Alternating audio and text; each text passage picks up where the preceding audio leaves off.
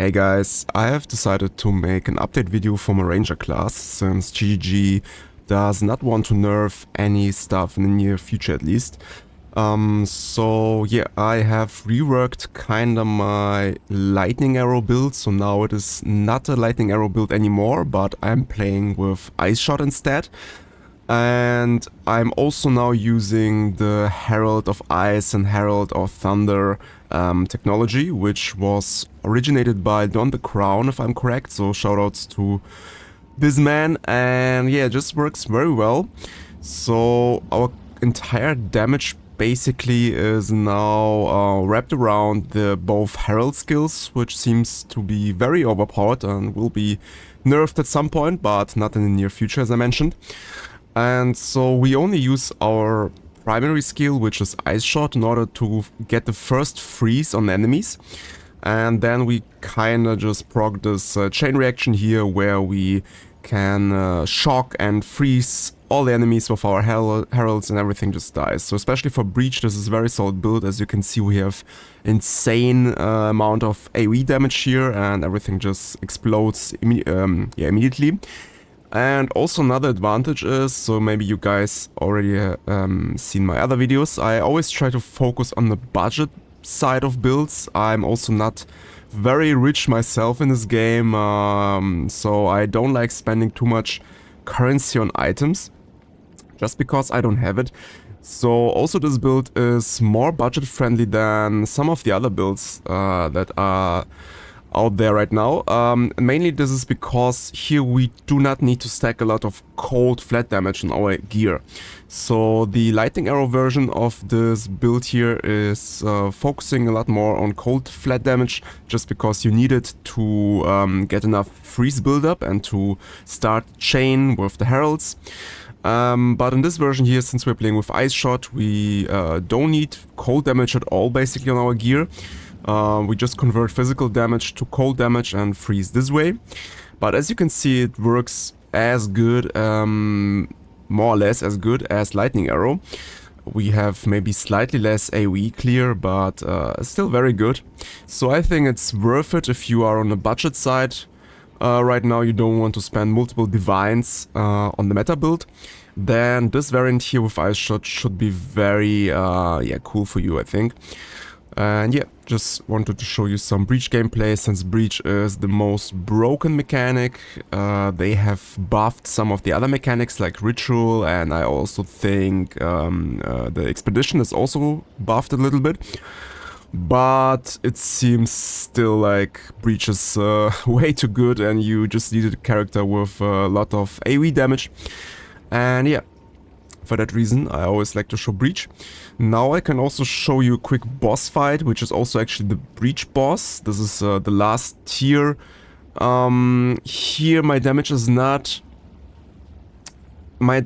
too crazy. You will see that I will need to walk away from him for 30 seconds or so, because I was not able to kill him in one shot, or like in one take.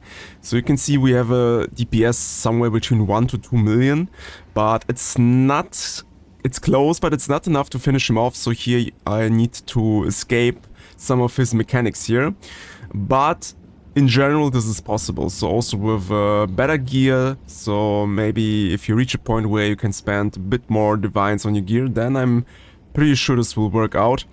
Also here, this is like the old version with Lightning Arrow, but it is not important at all, because the boss damage is completely reliant on Lightning Rods and Orb of Storms. If you are not familiar with this technique, you can also visit my other guides on my channel where I explain it. But basically you just cast your Orb of Storms and then start shooting your Lightning Rods, and this will deal the single target damage. So let me quickly check if this is too loud here maybe. Okay, but anyways, I just want to go quickly over the build update. So as mentioned, we are now playing with Ice Shot instead of Lightning Arrow. So just shooting this quick Ice Shots here. And the interesting thing with Ice Shot, so I can quickly go over my support gems, we still have Martial Tempo, we still have Primal Armament. So this is like our damage buff support gems here. But now I also play with Ice Bite. This is because obviously the skill is for freezing enemies, and this is what makes, like, what starts the chain of Herald of Thunder and Herald of Ice. So for that reason, Ice Bite is also very good, gives us more damage and additional cold damage, especially. So yeah, very good skill here. And here I also play with Fork. So to kind of compensate for the lack of AoE and for the lack of massive hits, which comes with Lightning Arrow, we can play with Fork, and Fork will split the projectiles into more projectiles each time it hits an enemy. So instead of 3 projectiles, I'm actually shooting 3 times 2 projectiles. So 6. And this massively helps with AoE clear in the beginning, or like I mentioned, to start the chain of Herald of Thunder, Herald of Thunder and Herald of Ice, yes. So I can highly recommend you to try out with Fork. At least for me, it just works very well and creates tons of projectiles, which is just very good for freezing. The lightning rod setup is still the same, I believe, so I'm pretty sure I have kind of the same support gems here. And now the important part comes down to this Herald of Thunder and Herald of Ice setup. So like I mentioned, as far as I know, Don the Crown, the YouTuber and Twitch streamer, was the first to come up with this idea here. So the basic idea is that Herald of Thunder and Herald of Ice create a chain reaction where they cast themselves. So Herald of Ice will freeze enemies, while Herald of Thunder will freeze enemies, while Herald of Ice will shock enemies. And this will create this chain reaction of Herald of Thunder and Herald of Ice. So for that reason, we need to make Herald of Thunder a complete cold skill. So for that reason, we have Cold Infusion, which lowers our lightning damage, but gives us some additional cold damage, so we can freeze more. For that reason, we also have Glaciation for more freeze buildup, Longshot for more damage, which also increases the freeze buildup, and Innervate, so every time we kill a shocked enemy, we will also get some additional damage, lightning damage, to all skills applied. And this also is applied kinda most of the time in the Breach especially. So with this setup, you can see we have some amount of cold damage here, nearly to 3k, and this is actually what you need. So you need around 5 to 6k damage here in your toolbar, or in the tooltip here, in order to basically one-shot all of the trash monsters in Breach and tier 15, 16, 17 maps. So this is what you should aim for. And Herald of Ice, on the other hand, like I mentioned, we want to shock with the skill, so we turn it into a lightning ability. So we have lightning infusion and conduction with more chance to shock. And here I also have lightning exposure. So on shocking enemies, we also will apply lightning exposure on them, which works like a minus 20% debuff basically. So they will take more lightning damage from all the other skills. And we deal a lot of lightning damage in this build. And also I have Overcharge here, which just increases the magnitude of shock, which also gives me something like 10 to 15% more DPS on the skill. Or like on the enemies take 10 to 15% more damage from all skills actually. I also want to show you here Ice Shot. You can see I have still tons of lightning damage. So basically all of my skills have tons of lightning damage. This is mainly because I'm playing with Hand of Wisdom in action, so this is not too budget friendly, but you don't need this item. You can also play with another setup that I will show you. But also have tons of lightning damage on my bow, for example, and also on my quiver. Yeah, I have just a lot of lightning damage. So for that reason, lightning exposure is very good. But this is like the main part here. You just want to get this Herald of Thunder, Herald of Ice chain going. And this is very easy with Ice Shot as your main skill. Then we have Ice Cast on Shock. So in this setup here, what you need to do, it's a bit annoying. Before you fight bosses, you need to deactivate Herald of Ice and activate your Cast on Shock. Because then you will also proc your ball lightnings while shocking the bosses. And this will massively increase your single target DPS. And you also can, if you can afford it, you can buy a Thief's Torment ring. So you just replace one of your rings with it, and then you will have this 15 mana per enemy hit with attacks. This is the only source for mana regeneration during a boss fight.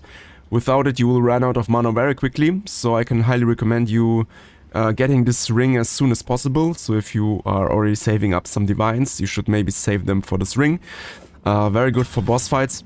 And yeah, if not, you will just have to push your mana potions for a bit, and it will take some longer time to kill the bosses. But yeah, anything else is just the same as in my other build. You can watch it on YouTube if you want.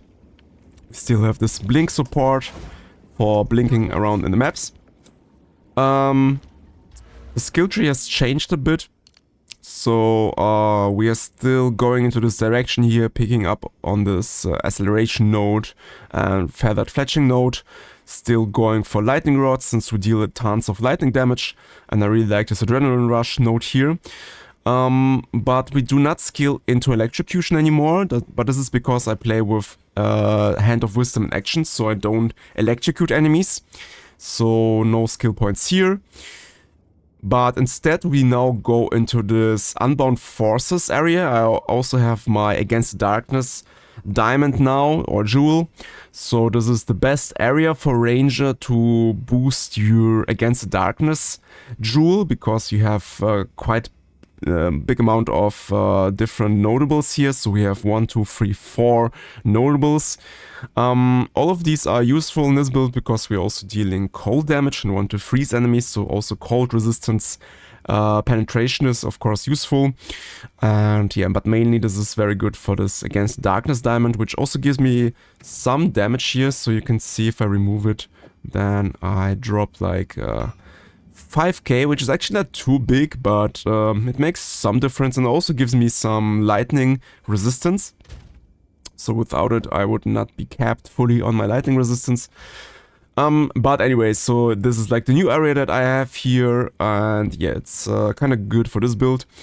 So we had to remove some other stuff, but yeah, this is basically the new passive tree. And like I mentioned, this is a budget build, so Hand of Wisdom in action is like the most expensive item in this setup here. I think it costs like 5 to 6, 7 divines or something. But if you don't have it, then you can also play with, let me check where I have them, the gloves from my latest video, which can electrocute enemies. So let me see, here they are. So before I had the wisdom of Hand of Wisdom in action, I was playing with Kitoko's Current. If you play with Kitokos, then of course you want to invest the 4 points into electrocution, which will massively increase your damage. So then you have to remove some points, maybe here like Adrenaline Rush. It's nice to have, but it's not mandatory, so you just remove some points here, for example, and to get this 4 points here. And this will of course deal less damage than with Hand of Wisdom in action, but it still should be enough in the high tier maps to clear this big AoE waves of enemies. So I think with this gloves here, it's still a very budget friendly build. But of course this item here is very broken, so together with the ring here, I mentioned before, this should be number 1 priority if you have some divines saved up already. And I was actually lucky and found it at the breach boss, so I was farming a lot of breach and have encountered the boss, and on my first try I immediately dropped this item here, so maybe you're also lucky. And yeah, but basically I can quickly go over all the items here so you get an idea of my gear here. I'm not exactly sure how much this entire gear costed at this point, because I was doing a lot of updates, but I'm pretty sure that this is the most budget-friendly build for Ranger, just because it doesn't have any cold flat damage on the equipment, which is by far the most expensive affix right now. Everyone wants to play with cold and in order to freeze enemies. And also this chest plate here I think was like 1 divine, but you can also play with something more cheap. Oh, and by the way, one important thing, I didn't want to make a long video, but this is also kind of important here. 1 second. So I also want to mention that now my defensive has also changed. I went away from acrobatics. This is also kind of important, I forgot to mention. So instead of acrobatics, I'm now focusing on energy shield. So I was fearing that they would nerf energy shield just because it's kind of broken. I also forgot to mention we are also playing with Grim Feast, which is basically doubling our energy shield, and we collect energy shield fragments or remnants from dead enemies, which help sustain our energy shield. So this is a very powerful defensive shell for all classes basically, and especially with the ranger it's very easy to achieve this goal. So all you have to do is you want to have some items with energy shield if possible, but as you can see my boots only have like 50, my helmet doesn't have any energy shield right now. So my main source for energy shield is this jacket, how Elon Musk would say, but actually it's also called jacket here. So here the expert wax jackets have both evasion rating and energy shield, and it only has like 332, but we can increase this amount. So we have skilled here into the monk tree actually, and you can see here that we have some very nice nodes for energy shield. So we have these 3 nodes here and these 2 nodes here. So all of them, it's only 5 nodes, but they really help us to increase our total energy shield value. And also there's a little trick you can do with your amulets. So here you can see I have anointed this ancient Aegis notable here, which says that I have 6% increased energy shield from equipped body armor.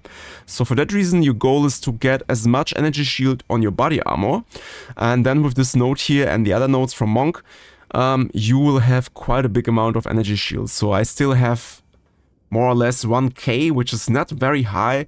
Many players have already like 2 to 3k energy shield on the rangers, so I'm still on the very budget side here, but you can see how where it can go in the end game. So you can easily get 2 to 3k energy shield on your ranger as well, and this will get doubled then with your Grim Feast.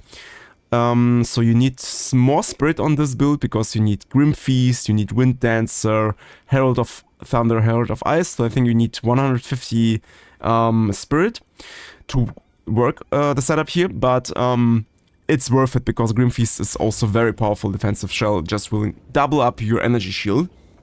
So for that reason right now I have like 4k effective health, my 2k life and 2k energy shield.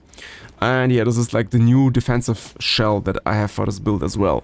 And since GGG mentioned that they will not nerf anything until the new league will start, so the economy will get reset and everyone will start from the beginning. So until there it's pretty safe to get this broken energy shield mechanic, and you will feel a lot more safe. And also because we removed acrobatics, we still have very high evasion rating, so actually it's higher than with acrobatics, of course. So you can see I'm reaching about 85% evasion, which is also very powerful. So only 1 out of 10 strikes would actually hit me. So together with evasion and energy shield and 2k max life, I feel pretty tanky in most situations. But yeah, this is everything I wanted to cover for this update here. So I hope it helped you and maybe inspired you to make your own build. I think I'll also make an updated Mobalytics link for this build as well, so you can check out my Mobalytics in the comment section or in the description. So yeah, I hope you enjoyed it, and the next guides and videos on this channel will probably be around Diablo 4 again, because we have a new season. Diablo 4 Season 7 will launch at the 21st January, so probably I will head into this type of content now again. But we'll come back to POE 2 at some point, because I really love this game and it's a very, very, very good game. So yeah, thanks guys for watching. Leave me a subscription and like this video if you want to support me, and I hope I see you in the next one. Until there, have a nice day and bye bye.